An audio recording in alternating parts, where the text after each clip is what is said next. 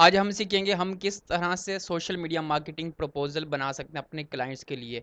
Proposal ना सिर्फ आप कॉन्ट्रैक्ट फॉर्म किस तरह से बनाएंगे, हम दोनों सीखेंगे। प्रपोजल और होता है, कॉन्ट्रैक्ट फॉर्म और होता है।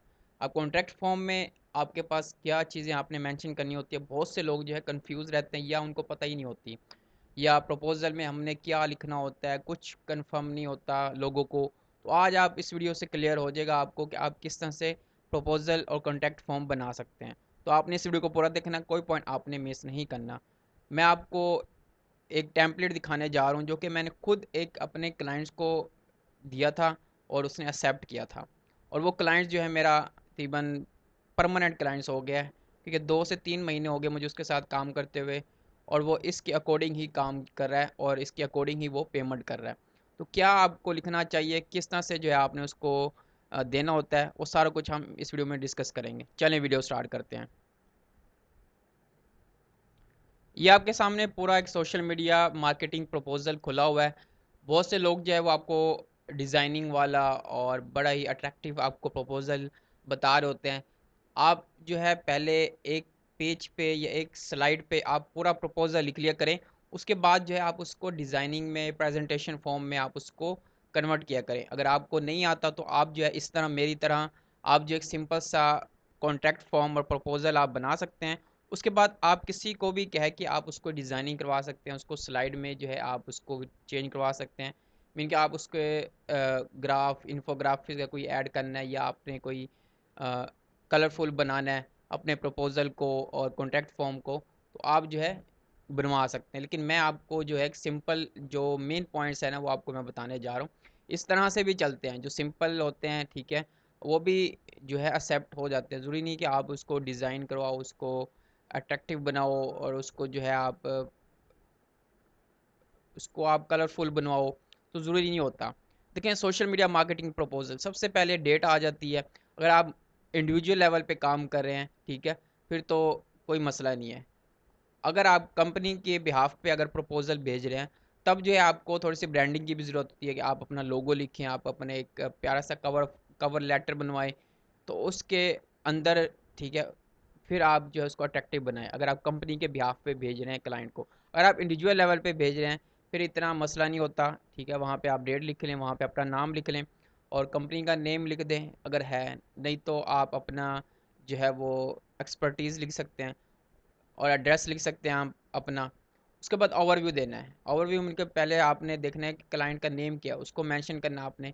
उसके बाद आपने थैंक यू उसको बोलना है, ठीक है। और उसके जो है उसको आपने कहना है कि हम आपके साथ हेल्प करने के लिए, आपके बिज़नेस को ग्रो करने के लिए बड़े एक्साइटमेंट है या बड़े एक्साइटेड है। तो मतलब आपने ओवरव्यू में यहाँ से देख लेना जो कि मैंने लिखा हुआ है।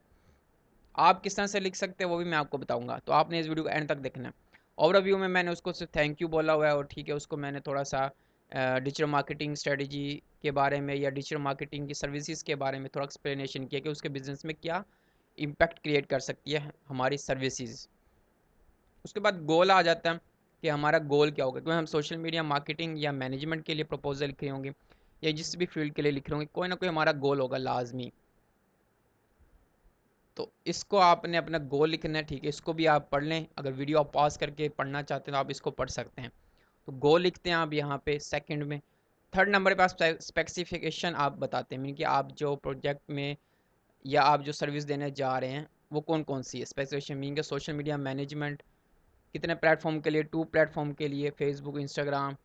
और इसमें जो है मंथली परफॉर्मेंस रिपोर्ट भी आपको प्रोवाइड की जाएगी, क्योंकि जो आप ओरली बोल रहे होंगे वही आपने कॉन्ट्रैक्ट फॉर्म में या प्रपोजल में लिख के बताना होता है।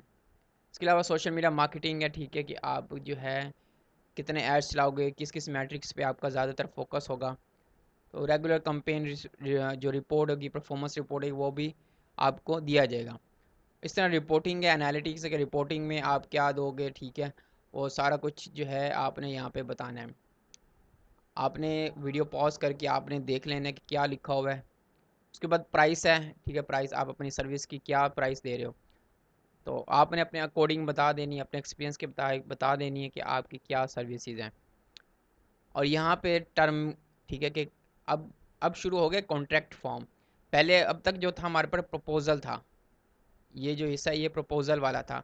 मीन के प्रपोजल तब आप किसी क्लाइंट को सेंड करते हैं जब आप उसके साथ एक रेंडमली आपकी गुफ्तगू हो चुकी हो और वो कह के ठीक है मैं आपके साथ काम करने के लिए रेडी हूँ, या मुझे आपकी सर्विस अच्छी लगती है, तो आप जो मुझे प्रपोज़ल भेजा, प्रपोज़ल में आप उसको बताएंगे कि प्राइस बताएंगे और कौन कौन सा प्लेटफॉर्म आप यूज़ करेंगे उसके लिए, किस किस प्लेटफॉर्म पे आप उसके बिज़नेस को रन करोगे, कितने बजट के साथ ऐड रन करोगे, वो सारा कुछ यहाँ पे आपने प्रपोजल में लिखना होता है। अब आप एक कॉन्ट्रैक्ट फॉर्म, कॉन्ट्रैक्ट में ना हमेशा कंडीशन को एक्सप्लेन किया जाता है, टर्म्स एंड कंडीशन को। तो term and condition her company की डिफ्रेंशिएट होती है। मीन का ड्यूरेशन ऑफ एग्रीमेंट क्या होगा, कब ख़त्म होगा, स्कोप ऑफ वर्क क्या है उसका, आप ये बता सकते हैं। क्लाइंट रिस्पॉन्सिबिलिटी क्या होगी, क्लाइंट जो है आपको एक्सेस दे, इस चीज़ की एक्सेस दे, ये चीज़ जो है हमारे लिए ज़रूरी है। तो इस वजह से क्लाइंट का हमारे साथ कोलैबोरेशन होना बहुत ज़रूरी होता है। क्लाइंट की कुछ रिस्पॉन्सिबिलिटी होती हैं, अगर वो आपको अपने एंड से कुछ नहीं प्रोवाइड कर रहा, क्योंकि डिजिटल मार्केटिंग जो है वो दोनों एंड से इक्वली आपको जो है वर्क करना पड़ता है। तो क्लाइंट को भी कुछ रिस्पॉन्सिबिलिटी होती है कि वो जो है आपको कुछ चीज़ों का एक्सेस चाहिए होता है, वो आराम से दे दें। उसके बाद पेमेंट टर्म है कि आप जो है पेमेंट किस तरह से क्लाइंट से लोगे, तो 50% आप एडवांस ले सकते हो, और बाकी जो इंस्टॉलमेंट पे आप 2 टाइम आप पे कर सकते हो 1 मंथ में। उसके बाद आपने बताना है कि बैंक डिटेल, आप बैंक डिटेल में आप अपना अकाउंट नंबर दे सकते हैं, टाइटल नंबर दे सकते हैं। उसके बाद कॉन्फिडेंशियल कि आपने जो है क्लाइंट के कॉन्फिडेंशियल को सेव रखना है, मीन कि उसकी प्राइवेसी को, उसके पासवर्ड को, उसके एसेट्स को आपने सेव करना है। तो ये कॉन्फिडेंशियली आपने उसकी जो है कुछ पासवर्ड्स होंगे वो भी आपने किसी के साथ एक्सचेंज नहीं करने। उसके बाद टर्मिनेशन है कि अगर कोई प्रोजेक्ट जो है वो रास्ते में, मीन के 3 महीने का आपका एग्रीमेंट हुआ है और वो जो है 1 महीने के बाद ही अगर एड्स को आना चाहे किसी विदाउट एनी रीज़न, तो उस पर फ़ाइन लग सकता है। इस तरह से जो है आपने ये कंडीशन बनानी है। उसके बाद इंटेलेक्चुअल प्रॉपर्टी, मीन के जो वो एड्स बना रहे हैं या इसके अलावा कोई चीज़ है, कोई फ़ाइल है, वो उनकी इंटेलेक्चुअल प्रॉपर्टी है जो बनाने वालों की। अगर आप क्लाइंट आपको पे कर देता है तो तब जो है आप उसको दे सकते हैं। और प्रपोज़ल या कॉन्ट्रैक्ट फॉर्म जो लिखा जाता है ना, वो एक कानूनी के मुताबिक में कानूनी कार्रवाई हम कर सके बाद में, तो वो उसके मुताबिक आपने लिखना है यहाँ पे। और एंड में आपने समरी दे देनी है अपने प्रपोज़ल की। उसके बाद आप जो है ज़ीशान सियाल, जिस तरह मैंने लिखा हुआ है, ठीक है, आप अपनी कंपनी का नाम लिख सकते हैं या आप अपनी एजेंसी का नाम लिख सकते हैं। इस तरह से जो है आप प्रपोज़ल बना के अपने क्लाइंट्स को सेंड करेंगे, प्रपोज़ल और कॉन्ट्रैक्ट फॉर्म।